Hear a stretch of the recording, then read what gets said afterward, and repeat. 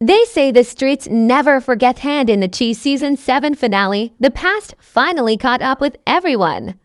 Whether it was old secrets, broken promises, or blood debts, episode 12 pulled no punches. It felt like a storm that had been building for seasons, and when it finally hit, nobody walked away clean.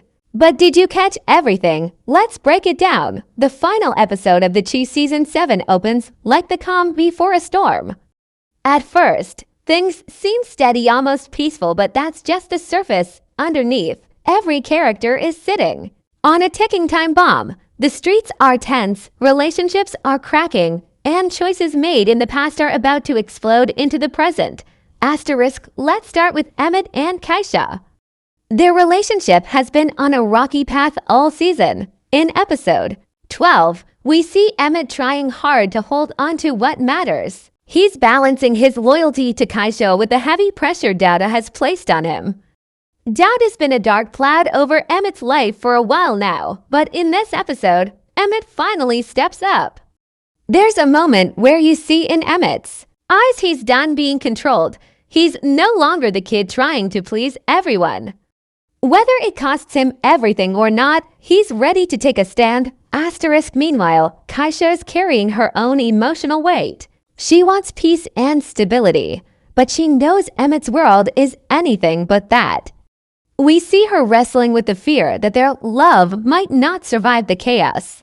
And who could blame her? It's clear that Keisha loves Emmett, but love might not be enough when the bullets start flying. Asterisk, then there's Douda, the villain who's been lurking in the background or sometimes right in the center for years. In episode 12, his empire starts to fall apart. One by one, people around him begin to realize that power built on fear never lasts. He senses it too, and that makes him even more dangerous. He's like a wounded lion, angry, paranoid, and desperate to keep control. There's a chilling scene where he confronts Emmett, and for a moment, it feels like anything could happen. The camera lingers on Douda's face. There's no mercy there. Asterisk, Victor, on the other hand, is still trying to play both sides. He wants to help the community. He wants to protect his image, but he's surrounded by people who expect him to choose a side. His political dreams are in danger, and episode 12 shows him scrambling to keep everything from falling apart. But politics in the Chi is never clean. You either play dirty or get buried, and by the end of the episode, Victor learns that the hard way. Asterisk, and then there's Papa, who's quietly been one of the most emotionally powerful characters this season. In this episode, we see him dealing with grief, with questions of faith, and with his own guilt. After losing someone close, he's not just searching for answers, he's trying to find his place in a world that keeps testing him. There's a heartbreaking scene where he finally breaks down in church. No words, just silence, tears, and raw pain. It's one of the most powerful moments of the finale. Asterisk, as for Jake and Jemma, their storyline in this episode is less dramatic, but no less important. They're growing up fast, and life keeps pulling them in different directions. Jake is trying to prove he can be his own man, while Jemma is figuring out what she wants beyond being someone's girlfriend. Their scenes are quieter but full of tension. You can feel that their relationship is at a crossroads. Asterisk, throughout the episode, there's this feeling that everyone is running out of time. Conversations are cut short, plans fall apart, and by the time the last 15 minutes arrive, everything you thought was settled is thrown into chaos. Asterisk, that's the recap, but what really happened under the surface? In the next section, we'll dive deep into those final moments, the betrayals, the bullet holes, and the choices that changed everything. Asterisk, if you blinked during the last 10 minutes of episode 12, you might have missed something huge. This wasn't just a finale, it was a fallout. Every major move made in the final act had layers beneath it. So let's slow it down and take a closer look at what really happened and what it means. Asterisk, let's start with the scene that had everyone holding their breath. Douda's final confrontation. For seasons, he's been untouchable. He's made threats, ordered hits, ruined lives, and always walked away untouched. But in this episode, the game finally caught up with him. There's a moment where you can tell even Douda feels it. The people around him, his crew, his allies, his enemies, they've changed. They're no longer afraid in the way they used to be. And Douda knows when fear fades, power slips away. Then comes the setup. Rob and his crew, clearly tired of Douda's manipulation, make a bold move. What starts as a tense conversation ends in pure chaos. A gun is pulled, shots are fired, and we're left with a question: is Douda dead? The camera doesn't confirm it clearly. We see the aftermath, the blood, the shock, but no full closure. And that's intentional. The Chi has always loved to leave us with a shadow of doubt. If Douda is gone, it's a huge shift. But if he's still alive, you can be sure he'll come back with a vengeance. Meanwhile, Emmett finally breaks the cycle. For too long, he's tried to juggle being a good man and surviving in a bad world, but this time, he draws a line. When Douda threatens his family again, Emmett makes a decision. No more deals, no more fear. In the heat of everything, he chooses action. And it's not just about Douda anymore. It's about protecting what he loves. That moment where he looks Douda in the eye and doesn't flinch is Emmett's transformation. He's not the same man we met in season 1. He's grown harder, smarter, and willing to fight for what's his. Now let's talk about Tiff and Rob, who were riding the edge of loyalty and betrayal all season. In episode 12, that edge becomes a cliff. Rob is caught in the middle between business and family, and Tiff sees it clearly. There's a conversation between them that feels like a quiet breakup, nothing loud or dramatic, just the realization that they want different lives. Tiff is tired of the danger. She wants something real, something stable. And when Rob doubles down on his connection to Douda's world, it's clear their time is up. You can see it in her eyes. She's done playing games. This isn't just a relationship ending, it's Tiff choosing herself. Then there's the final cliffhanger scene, one that's already got fans theorizing all over social media. We see Victor standing on the steps of a community center, giving a short speech. But his face tells a different story. He's lost something. Maybe it's his belief that he could fix things without getting his hands dirty. Maybe it's the realization that the system he believed in was never built for people like him. Either way, the camera lingers on his expression: tired, angry, uncertain. It's not a celebration, it's a warning. What's coming next won't be easy. But the most haunting shot in the finale doesn't come from a gun or a speech. It comes from Papa, alone in a quiet church. No one else is there, no lights. Just him and a flickering candle. He kneels down, praying, but it doesn't look like hope. It looks like surrender. This isn't the same Papa we knew, the jokester, the optimist, the believer. This is someone who's seen too much and can't pretend anymore. The Chi doesn't usually give us neat endings, and Papa's scene proves that some losses don't bring lessons. They just leave silence. Put all of these moments together and you get a finale that doesn't just tie up stories, it reshapes them. Characters made choices they can't take back. Lines were crossed. And nothing, absolutely nothing, is the same as it was at the start of the season. If you've been watching the Chi closely this season, then you know nothing happens by accident. Every look, every line of dialogue, every background detail usually points to something deeper. And episode 12, the season finale, was packed with subtle clues and callbacks that built up to the explosive ending. Let's go through the ones that matter most. First step, Douda's red handkerchief. You probably saw it in multiple scenes, especially when tensions were high. At first glance, it's just a fashion choice, but look again. That same red cloth appeared in earlier seasons during moments when Douda made a move intimidating someone, making a threat, or settling a score. In episode 12, he's wearing it again during that final confrontation. It's a quiet signal. Douda knew things were going to get messy.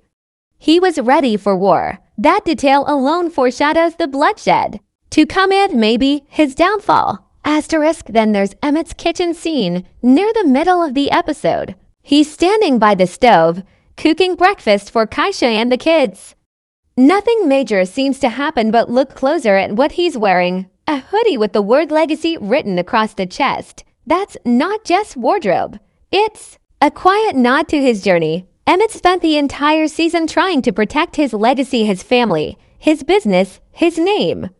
That simple hoodie choice underlines the inner battle he's fighting. And by the end of the episode, he decides that legacy is worth. Now, let's talk about Papa's prayer, specifically the location. He's not at his usual church. If you look closely, the pews are older, the walls worn down, and the altar smaller.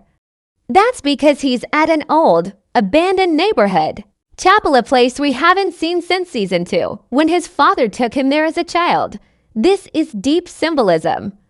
Papa's returning to a place that once gave him comfort, now seeking answers after everything he's lost. The show doesn't spell this out, but longtime fans will remember that space. It's a callback to Papa's roots and his inner conflict between faith and the harsh world around him. Asterisk, another major hidden thread, Jemma's old journal.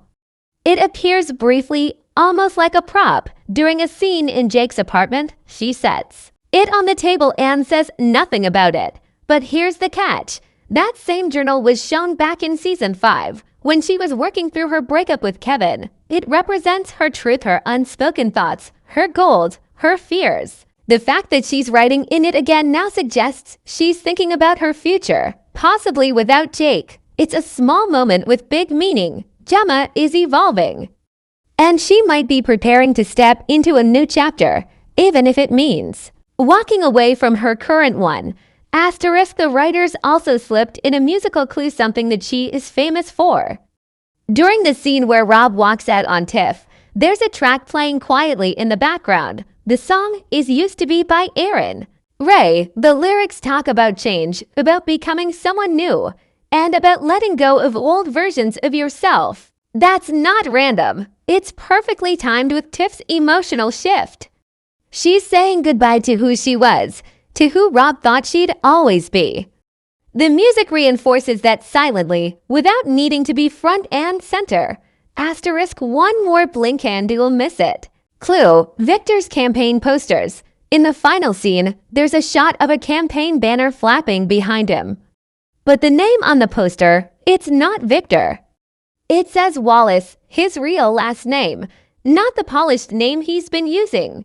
That switch is symbolic. By using his full name again, the writers are telling us that Victor is dropping the mask. He's tired of the game. He wants to lead on his terms now, not as a brand, but as a real person. It's a subtle sign that he's going to be more dangerous and more honest moving forward. Asterisk, and finally, let's talk about the lighting choices in the last 10 minutes. Notice how the world literally gets darker. As Douda's empire crumbles, the lighting in his scenes goes from warm to cold, from full light to deep shadow. Emmett's scenes, on the other hand, start in dim rooms but end in brighter spaces. It's a visual hint. Power is shifting. Darkness is losing. And maybe, just maybe, hope is creeping back in. Asterisk, these hidden details, symbols, and Easter eggs show just how much thought the writers put into this finale. Nothing is random. Everything has a purpose. It's why the Chi continues to connect so deeply with its audience, not just for what's said, but for what's shown quietly in the background. Asterisk, in the next section, we'll go even deeper, breaking down the larger meaning of the finale. What do these storylines say about power, love, and survival? And was this really a good ending, or just a pause before more chaos? By the time the credits roll on episode 12, it's clear that this wasn't just a season finale. It was a message. Every character decision, every betrayal, every quiet moment of pain, it all adds up to something bigger than just another episode. The show is telling us something about survival, about power, and about what it really costs to break the cycle. Let's unpack that. Asterisk, let's start with Emmett, because in many ways, his story is the emotional heart of this finale. From season 1, we've watched him go from a teenage hustler to a man trying to build a real life. But the truth is, Emmett's growth has always come at a price. His decision to finally stand up to Douda isn't just about courage, it's about clarity. He realizes that there's no future with Douda still holding strings in his life, and he also realizes something even deeper, that being a good man isn't just about taking care of your family, it's about protecting them from the world you used to be part of. That shift is huge. Emmett's storyline tells us that you can't serve two masters. You can't build something real while still playing by street rules. His journey is about cutting ties with the past, even if it's dangerous, even if it means losing everything. And the moment he makes that choice, the Chi is showing us that real growth only happens when you finally stop running and start standing firm. Keisha, meanwhile, represents emotional survival. Her arc this season has been quieter, but powerful. After everything she's been through, kidnapping, trauma, rebuilding her life, she's now in a place where she wants stability. In the finale, you see her eyes searching Emmett's face not just for love, but for security. She's asking, without words, can I trust this life? Can I trust you to keep us safe? That's not an easy question. And her hesitance in the final scenes isn't about weakness, it's about wisdom. She knows what's at stake. Her character reminds us that healing is ongoing, and that love alone isn't always enough to stay. Now take a look at Victor. His story this season was about duality. Politician versus protector, image versus truth. In episode 12, when everything begins to collapse around him, he's forced to face the cost of trying to play both sides. You can't run for office while keeping ties to the street. You can't promise the people change while staying quiet about the rot underneath. His final expression, bitter, tired, almost broken, tells us that the system he thought he could change might be changing him instead. Victor's arc speaks to a core theme of the Chi, the illusion of control. Everyone wants to believe they can balance it all: career, community, loyalty, love, but the show keeps reminding us that real leadership means letting go of your image. If Victor returns next season, he'll likely be a very different man, one who's either ready to lead for real or ready to burn everything down. And then there's Douda, whose downfall is a lesson in what happens when power is built on fear. All season long, Douda has used manipulation, intimidation, and silence to keep people under his thumb. But this finale shows us the truth. Fear doesn't last. Once people stop being afraid, your empire crumbles fast. His possible death or disappearance isn't just a plot twist. It's a symbol of a larger shift in the world of the Chi. The streets are changing. The old kings are falling. And something new is coming, whether better or worse. We'll have to wait and see. Even. Papa's story holds a heavy message. His breakdown in the church isn't just grief, it's spiritual disillusionment. Papa has always been the soul of the show, the moral compass. But in this finale, we see that even the strongest faith can crack under enough weight. He's not turning away from God, but he's definitely questioning the idea that everything happens for a reason. That silence in the chapel isn't peace, it's loss.